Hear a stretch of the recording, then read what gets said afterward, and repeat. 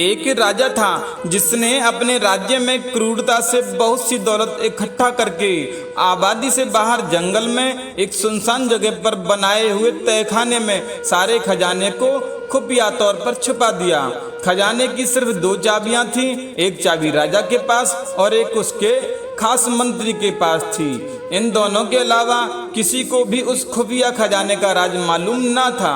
एक रोज किसी को बताए बगैर राजा अकेले अपने खजाने को देखने निकला। तहखाने का दरवाजा खोलकर अंदर दाखिल हो गया और अपने खजाने को देख देख कर खुश हो रहा था और खजाने की चमक से सुकून पा रहा था। उसी वक्त मंत्री भी उस इलाके से निकला और उसने देखा कि खजाने का दरवाजा खुला है। वो हैरान हो गया और ख्याल किया कि कहीं कल रात जब मैं खजाना देखने आया तब शायद खजाना का दरवाजा खुला रह गया। उसने जल्दी जल्दी खजाने का दरवाजा बाहर से बंद कर दिया और वहां से चला गया। उधर खजाने को निहारने के बाद जब राजा संतुष्ट हुआ और दरवाजे के पास आया तो ये क्या, दरवाजा तो बाहर से बंद है। उसने जोर जोर से दरवाजा पीटना शुरू किया पर वहां उनकी आवाज सुनने वाला उस जंगल में कोई भी नहीं था। राजा चिल्लाता रहा पर अफसोस कोई न आया तो वह थके हार के दरवाजे पर ही बैठ गया और खजाने को देखता रहा। अब राजा को भूख और पानी की प्यास से बेहाल हो गया, पागलों सा हो गया। वो रेंगता रेंगता हीरों के संदूक के पास में गया। बोला, ए दुनिया के नायाब हीरो, मुझे एक गिलास पानी दे दो।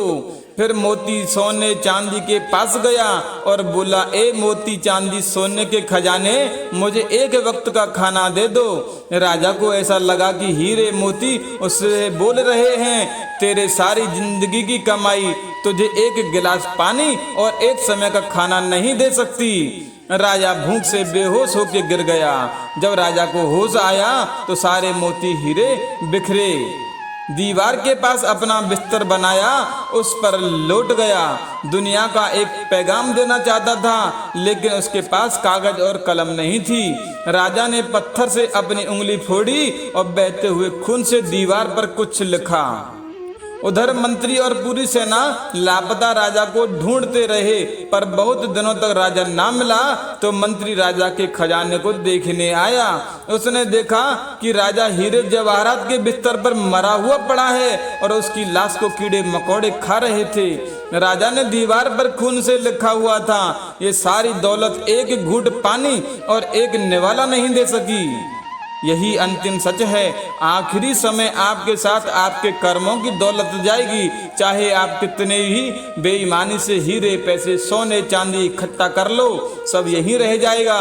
इसलिए जो जीवन आपको प्रभु ने उपहार स्वरूप दिया है उससे अच्छे कर्म करके लोगों की भलाई कीजिए, वो भी बिना स्वार्थ के, जो सदैव आपके काम आएगी।